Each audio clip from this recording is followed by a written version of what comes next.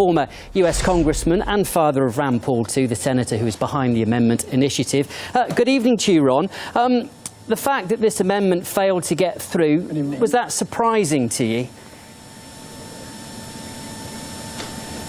No, I wasn't surprised. Matter of fact, I was very pleased with the vote. Yeah, you know, Rand had to take on the whole Senate, the establishment. They didn't want him to bring it up. He had to sit on the floor and be very cautious and play with the rules and finally demand that they bring it up. He didn't get a vote on the resolution per se, but on the rule, which would have allowed it to come up, he got a vote on that, which was indirectly a vote on whether we should start addressing the proper authority from Congress to our presidents when they can go to war. And I thought maybe if he got a dozen votes or so, that would be very good. He ended up getting 36 votes. So I think our side of the argument, the libertarian conservative argument about being more cautious, looking for proper authority, we're winning this. And a lot of people might not have liked to vote it that way, but they may have been feeling pressure from back home. And that's why I think that he did better than we had anticipated. So, but in general, though, I think if the American people have the information, generally, they're not looking to go to war, and yet Congress is so careless, and the people are careless, as well as our media, about supporting these ongoing wars. Well, you're right there. I mean, people are getting very weary, war-weary of what's going on. Why do you think then it was voted against 61 to 36? You said you were pleased it got 36 votes, but 61 people did vote against it. What was their concern? Well, I think what's happening is that the pro-war group are solidified in Congress. The leadership always goes along. They're neoconservatives, and they take this more aggressive foreign policy. And we as constitutionalists and libertarians, we are a minority. And the media is entirely on the side of the neoconservatives, and they represent the military industries. And there's always an angle, and people make money off of war, and sometimes they say, well, we'll have a little war, we'll have a little Cold War, and this will help our profits, and they don't intend it to go much further, but so often it gets out of control, and actually the policy is totally out of control because here it is, and you mentioned in the introduction, 16 years in this ongoing wars over there, and there's no end in sight, except we need to continue our efforts to wake up the American people so that 36 votes turns into 66 votes, and that we put pressure on the media to represent us and present the truth. I had read, Ron, that some people said, look, we think that a new authorisation is a good thing. However, rescinding existing legislation before we have new legislation is a bad thing. Is that a fair point?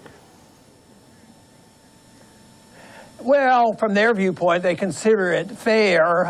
We don't like it because we don't want authority. I mean, if we need proper authority and have to go to war, we want it to be done, in full discussion. But what they want to do is some of them that supported Rand's vote said, yeah, these are old, we need to update the authority. But if they just rewrite the authority and say, we explicitly give our presidents this authority to get rid of Assad, which the Congress never gave that explicit authority, that would be very bad. So there is risk in rewriting the rules. But what we want to do is rewrite the rules and say, follow the rules. And rules say that you just can't go to war, without a declaration of war, and war doesn't achieve anything. And so it is true, it takes a lot. And the Washington really is a poor representation of the American people.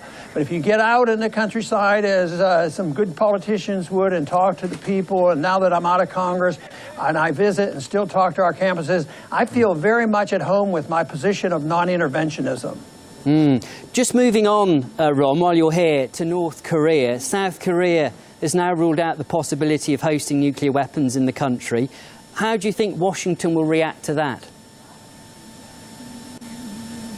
Well, I think that's an ongoing thing. It's unfortunate because, I think the proper thing would be for us to get out of the way and encourage South Korea and North Korea to talk with each other. That might be really something important. I've been thinking about that. Why couldn't the leaders, because there's leaders and a lot of South Koreans that would like better relationships with North. Why couldn't we encourage and get behind saying, look, South Korea, we encourage you to talk to North Korea and see if you're going to sit down. Maybe the United States and China could both be observers or something, and to get it moved on, but not for us to constantly stir up trouble by having our military confrontation, by building up and having these war games. What are these war games for? Are they practicing? And, it's so unnecessary and confrontational, and it doesn't mean that if we didn't have war games that we would give up something on our defense. But no, I think there's room, and there's people who would support this position of just saying, look, what's it going to hurt? Let the leaders of South Korea talk to the leaders of North Korea, and let China and the United States be quiet observers of what's going on. Do you think we're close to military conflict then on the Korean Peninsula, or are you hopeful that some sort of diplomatic solution will be found? Well, I'm always hopeful that sanity will set in. I worry that sometimes people will overreact. I don't think the issue of confrontation is quite as bad as it seems sometimes with the media, because, every night the TV stations, show the military pictures, the soldiers in North Korea marching and all. And so I think it's a little bit better than what is perceived, but I still worry about it because I worry about accidents. What about false flags?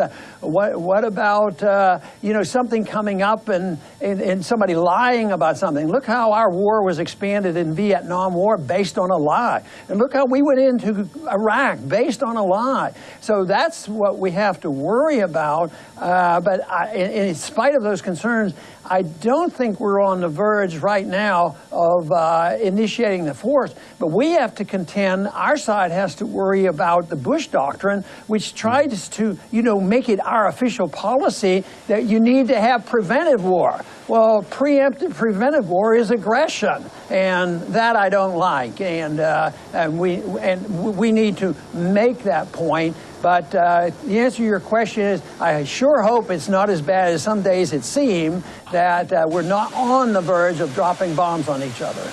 Okay, Ron, always good to talk to you. We have to leave it there. That was Ron Paul, former US Congressman. Thank you.